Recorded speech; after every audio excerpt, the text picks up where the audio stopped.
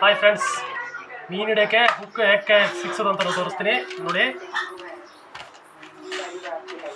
ಯಾವ ಮೀನಿಗೆ ಎಷ್ಟೇ ನಂಬರ್ ಗಾಣ.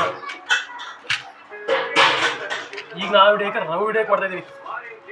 8 ನಂಬರ್ ಗಾಣ ನೋಡಿ, 8 ನಂಬರ್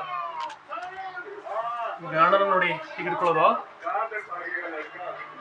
ಈಗ ಹಿಡ್ಕೊಂಡು ಈಗ 4 ರೌಂಡ್ ಹಾಕ್ಬೇಕು.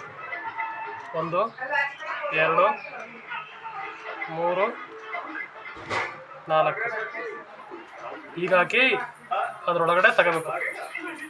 ಹೀಗೆ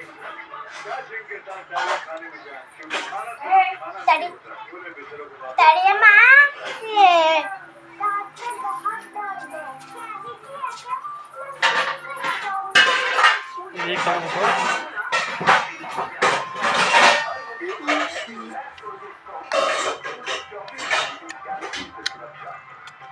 ಕಟ್ಟಬೇಕಾರೆ ಅಲ್ಲಿ ಹಿಂಗೆ ಎಳಿಬೇಕು.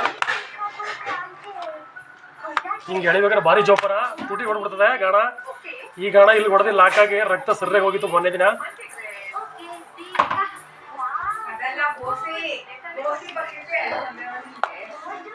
ಇದನ್ನ ಈಗ ಕಟ್ ಮಾಡಬೇಕು.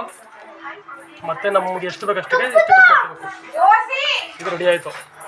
ಇದನ್ನ ಸ್ವಲ್ಪ ಸೀಬೇಕು ತುದಿರ. ಮತ್ತೆ ಡಬಲ್ ಗಂಟೆ ಹಾಕ್ಬೇಕು. ಸಿಂಗಲ್ ಗಂಟೆ ಹಾಕ್ಬಿಡಿ, ಡಬಲ್ ಗಂಟೆ ಹಾಕ್ಬೇಕು.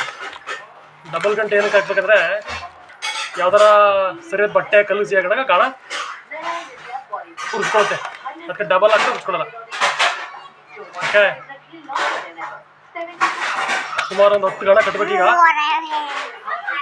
ಲಾಸ್ಟಲ್ಲಿ ತಿರ್ಸ್ತೀನಿ. ರೆಡಿ ಆಯಿತು ಗಾಣ.